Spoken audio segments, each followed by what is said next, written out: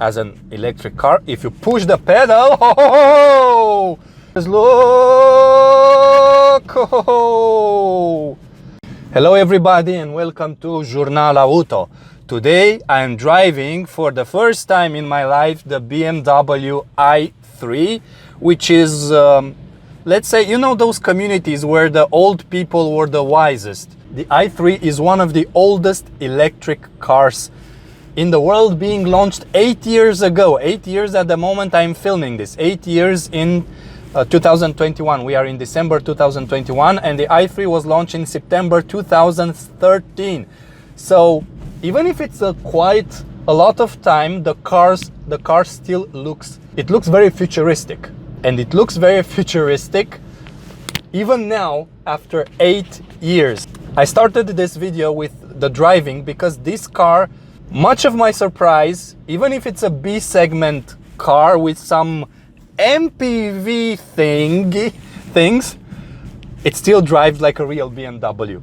And the suspension is quite harsh. It's not comfortable. When you go over bumps, do not feel like it's floating, but instead it's not very, but quite harsh. You feel the bumps because the suspension has a quite sporty setting. What I like a lot is that when you have this function of one pedal driving, the i3 doesn't brake brutally like Nissan Leaf, for example, is doing. The brake, it's very smooth and I appreciate this a lot.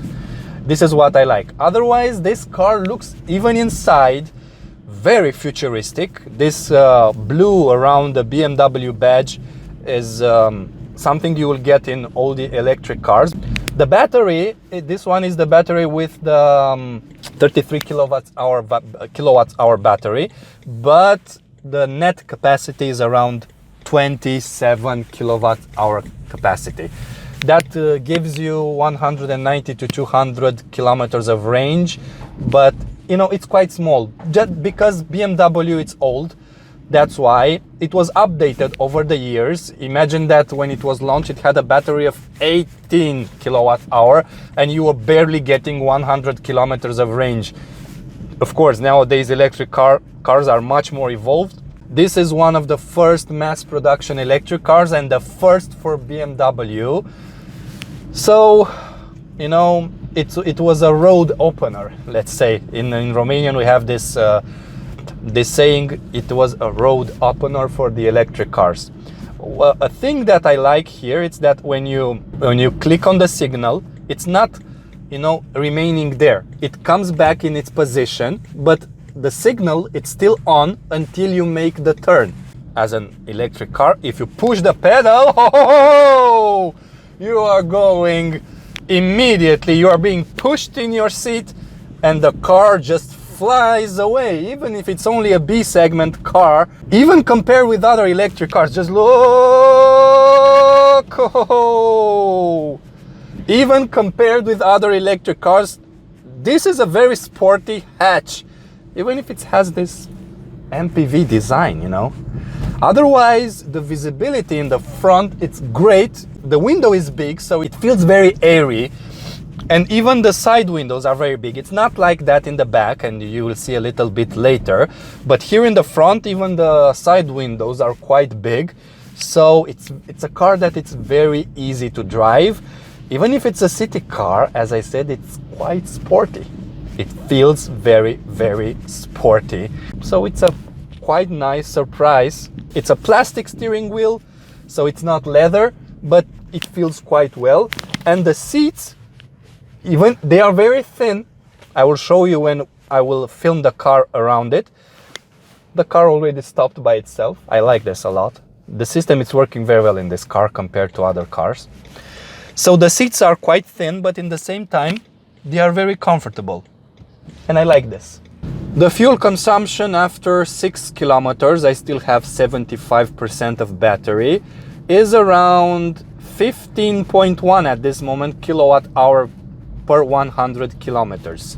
It's already 15.0, so it's a very good fuel consumption, especially considering the brutal accelerations that I tested earlier. With the Nissan Leaf I took around, I think 14 kilowatt hour battery fuel consumption, kilowatt hour per 100 kilometers. The heating is on. Wow! So 15 kilowatt hour fuel consumption with the heating on. In case of the Nissan Leaf, the heating was not on. It jumped under 15 kilowatt hour. It's 14.8. Good job. Another interesting thing of this car is that it has 3 ways of driving. It's Comfort, and it's Eco Pro and Eco Pro Plus. In Comfort mode, which is where you have that brutal acceleration and the full power of the car, I still have 138 kilometers of range.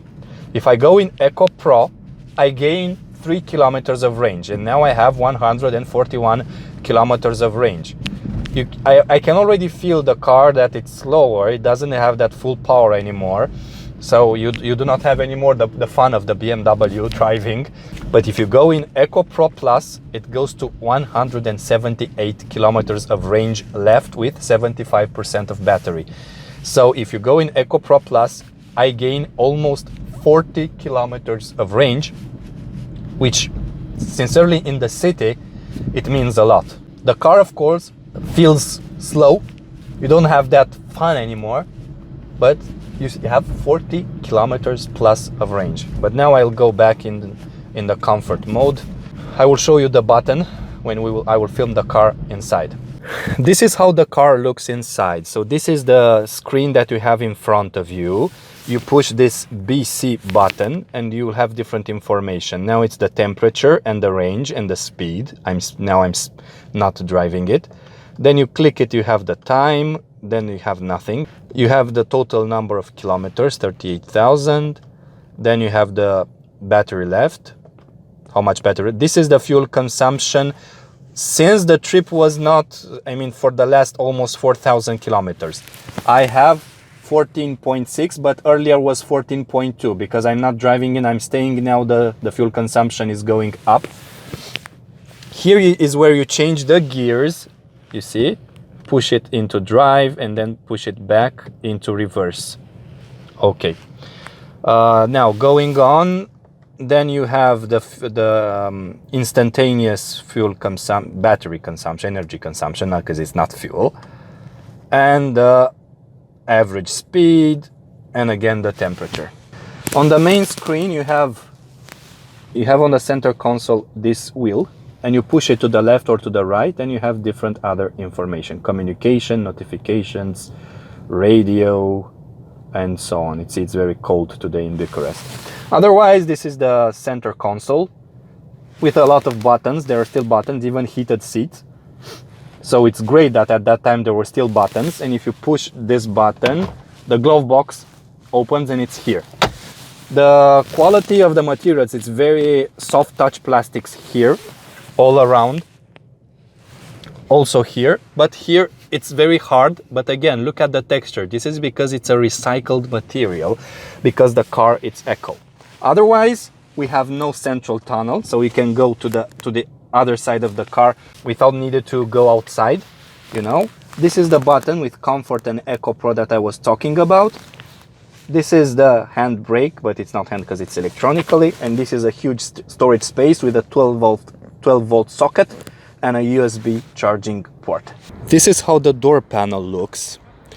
Here you have a textile material that it's very pleasant to touch. Here it's also a soft touch material. Here is hard, but again very qualitative.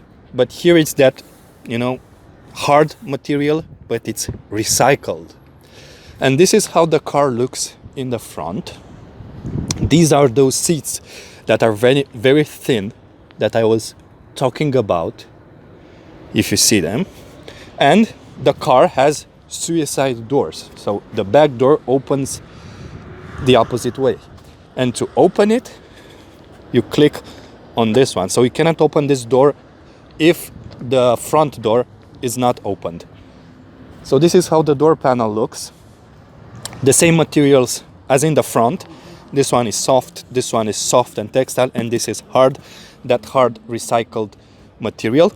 And if you go inside, I'm 182 meters tall, and There is not much room for my knees, only if I'm sitting like this. But let's say if a shorter person will drive this car, like you see the passenger seat, it's pushed a little bit to the front, there is more space there. Otherwise, there are only 2 people can get here. The windows are quite small in the back. In the front, they are big. Just look, they are quite small. At least you have this hook here. Let's see, you push it like this, and then you have a hook for your coat. Okay, let's push it back with you. Happily, there is no central tunnel. There are 2 storage spaces here, but otherwise not too much here in the back. For example, see, now it's pushed to the back. I still have some knee room, but if the front door is not open, you cannot go out. So it's like a 2-door car, just that you don't push this one to the back, just like in the style of Mazda RX-8.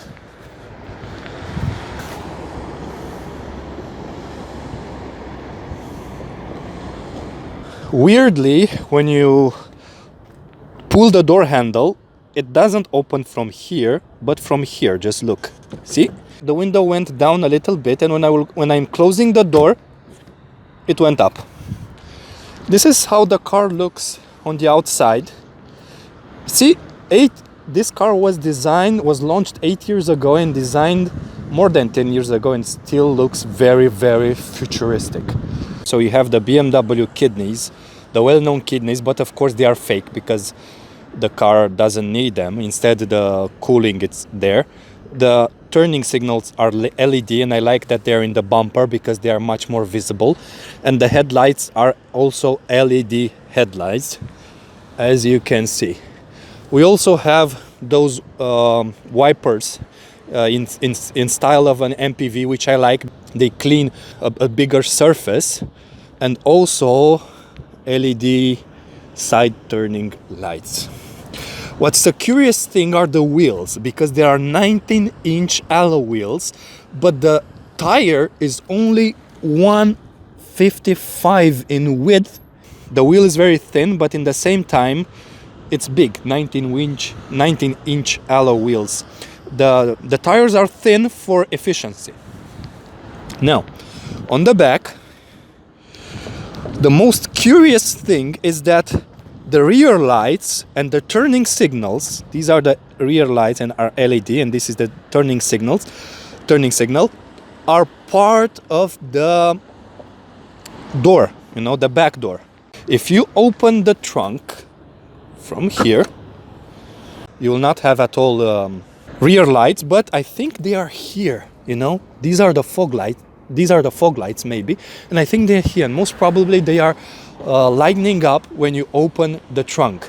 The trunk is very simple. It has nothing, no hooks, nothing. It's a square thing, 260 liters, but at least it has no loading lip, and it will be easy for you to take stuff from there, and nothing here. So we are closing it, and this is how the car looks from the back. So here we are at the end of our review with the BMW i3.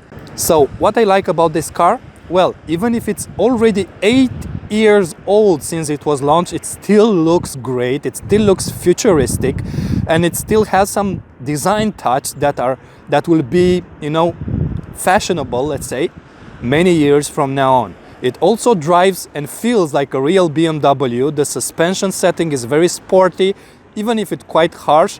When you accelerate it, it's quite brutal, so it's very sporty for a hatch.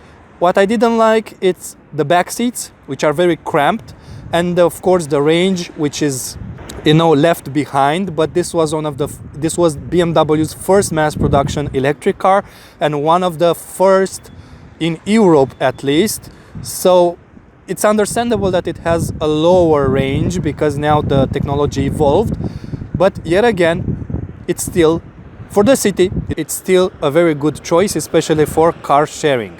I am greeting you all, and let's hear each other in other videos for the future and for more to come. Bye bye.